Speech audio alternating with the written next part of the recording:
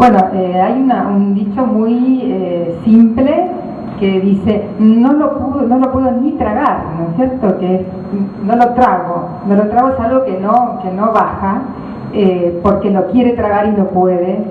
Y si en lugar de eso hablásemos, ¿no? Dijéramos, pusiéramos palabras, nombráramos, dijéramos sí, nos odiaron, por ejemplo, o sí, todavía nosotros estamos odiando, y sí estamos teniendo acciones odiosas, y sí eso nos compromete, y sí eso es lo que nos pasa, como primera cuestión, y pienso, ¿no?, desde mi sitio, y después entonces construir algo con palabras, algo nuevo, algo que tiene que ver también con la Armenia de hoy.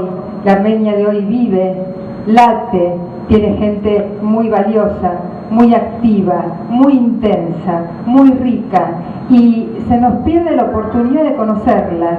Está ahí, está cerca, no hace falta ni siquiera viajar, podemos hasta conectarnos, están ahí esperándonos, solo los tenemos que traer con sus voces, sus palabras, su música, y no es la música histórica de nuestros abuelos que es bien significativa, sino la de hoy. Están produciendo hoy. Armenia es un país pujante en cuanto al arte. Está solo dar la vuelta y mirar y dejar que también ellos hablen, poner palabras y dar la palabra al otro, en este caso te la doy. Bueno, muchas gracias a Ana Zumañán por su presencia, y ahora le vamos a pedir a María Amelia Alonso su reflexión también. Lo que habíamos pensado con María Amelia es la visión, digamos, la idea de que María Amelia nos acompañara en este evento, es la visión de alguien que no pertenece a la comunidad armenia y que conoce a los armenios porque está en la Comuna 14. Bueno, muchas gracias. Yo voy a hacer un repaso de la llegada de los inmigrantes en general, pero haciendo hincapié en los inmigrantes que no se podían comunicar con la misma lengua y que venían perseguidos y aniquilados.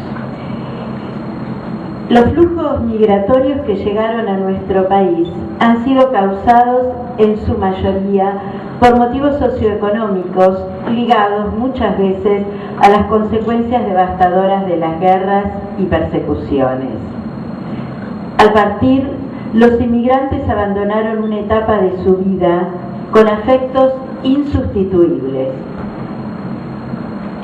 y al desgarramiento que significó abandonar el país de origen se sumaron los consabidos cambios que debieron afrontar por las diferencias culturales, costumbres, religiones y lenguas.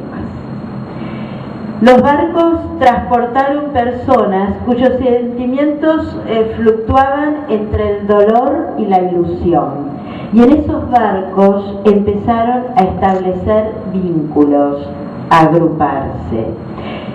La mayor dificultad a la llegada se presentó para muchos con el idioma, y una gran mayoría perdió su nombre.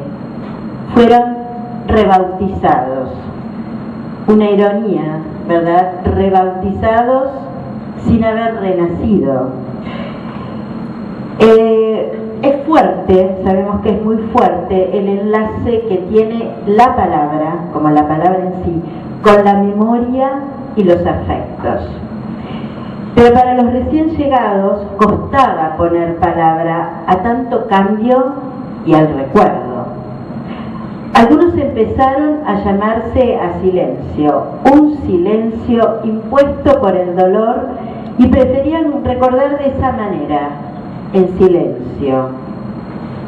No mostrar la emoción que les producía ese recuerdo, y que podía notarse en la infinita tristeza de la mirada.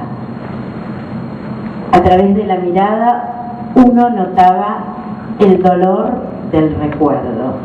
Y así es como empezó a transmitir el relato, pero no la emoción. Y para los descendientes empezaron las incógnitas. Sin embargo, hubo algo que no pudieron dejar de transmitir, y es la nostalgia. Por eso la añoranza pasa de generación en generación, esa añoranza de la tierra perdida, de la tierra lejana.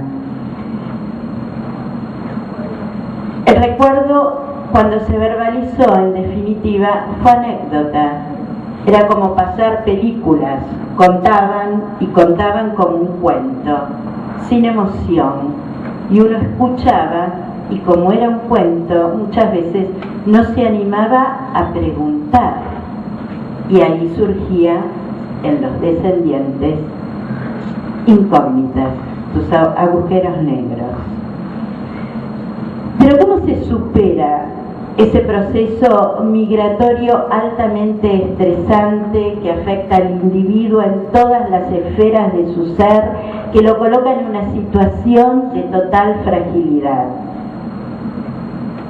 Pues logra rearmarse, recuperarse, resurgir, renacer, a través de procesos de interacción dinámicos y evolutivos entre el sujeto, entre la persona y su entorno, entre que los rodean. Todo esto es a lo largo del tiempo. El apego, la querencia, le permite ir forjando una adaptación y un comportamiento vital y positivo.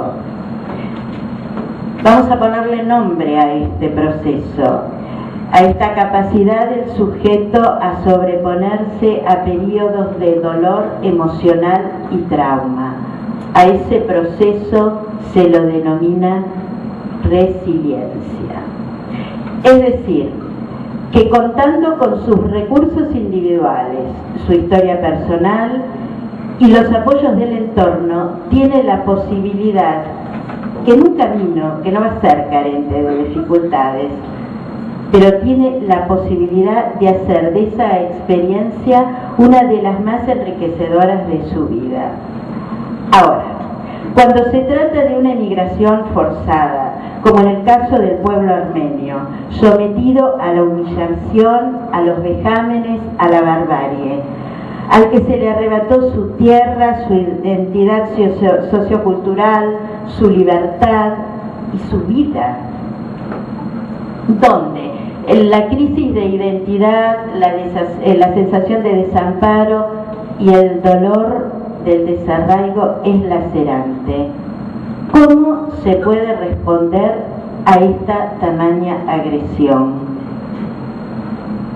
Sabemos que en cualquiera de los casos, en uno que no haya pasado por una situación de violencia extrema, el sujeto puede responder de manera patológica, disociativa o constructivo resiliente, o enloquece o se reconstruye.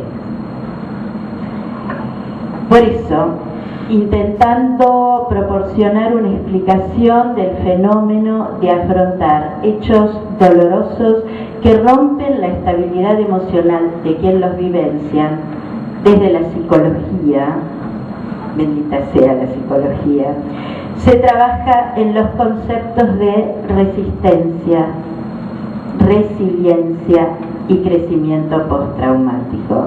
Teniendo acá a un psiquiatra de por medio, yo no me voy a animar a hablar de la resistencia, esbocé que era la resiliencia y vamos a dejar que él explique el concepto del trauma. Bueno, muchas gracias. Gracias a Cristina y a todas las personas que han organizado este encuentro por la invitación. Si bien, como bien dice María Amelia, habíamos quedado que yo iba a hablar justamente de la lógica del trauma en las transmisiones transgeneracionales, en realidad estoy espinocianamente afectado por la presentación de Ana, la de Amelia, María Amelia, y también el documental. Con lo cual, si vos me permitís, primero me refiero a eso y luego comento brevemente lo que tenía preparado.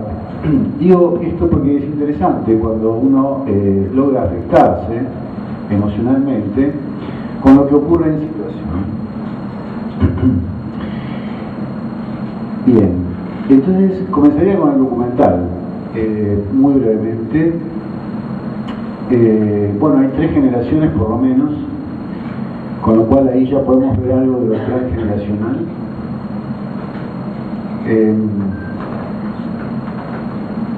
¿Cómo está el ojo de la cámara puesto? Hay un trayecto hacia Armenia, hacia el lugar natal del abuelo, Giravoz, y yo pensaba, tomando también acá Spinoza, qué afectos se iban despertando en el trayecto que iban recorriendo. Y esta es una primera lógica importante, que sería que un mapa de trayectos involucra un mapa de afectos. Ellas hacen un mapa, pero en este mapa se empiezan a despertar afectos. Y cuando hablamos de transmisión transgeneracional o intergeneracional o en una misma biografía, lo que hay que hacer foco es en el afecto. Bueno, el afecto no es un término de Freud, históricamente, aunque se haya divulgado como tal, del psicoanálisis, sino que es precisamente de Baruch de Spinoza. Siglo XVII, Holanda, es una familia de origen español. Spinoza era María Spinoza, a otro trayecto, pero para ir al tema del afecto. Eran de origen judío. Los judíos fueron expulsados de España en 1492 y a partir de ahí fueron a distintos lugares. Uno de ellos fue Portugal, Holanda, como la familia de Spinoza. Otro, como la comunidad Donmé, fue Salónica, donde tenemos un triste destino final de la ligación con los perpetradores. En el caso de Spinoza es como el polo inverso. Su nombre Baruch en hebreo quiere decir bendito.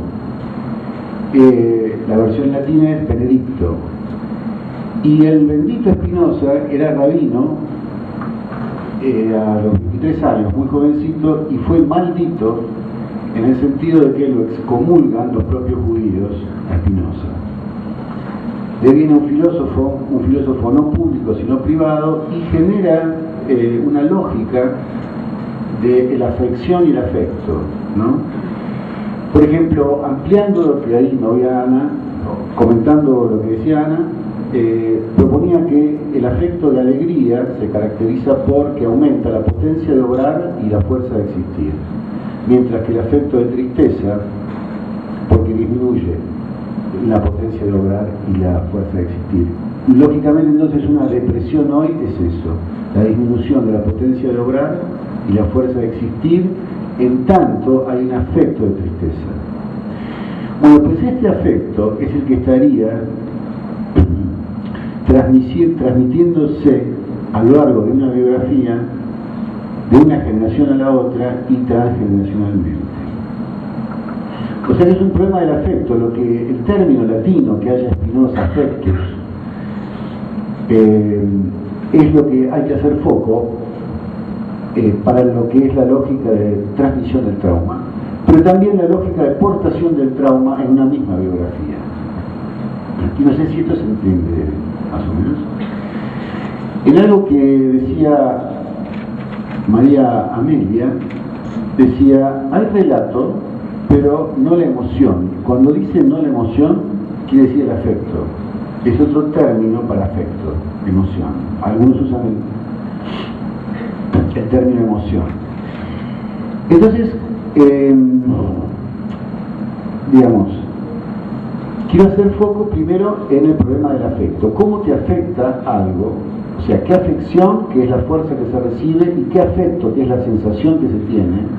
¿Y qué ocurre? ¿Cómo se tramita ese afecto? Es lo básico en la lógica del trauma. Bueno, ahora vamos un poco a la presentación. Siguiendo esta pista, la pista de Spinoza,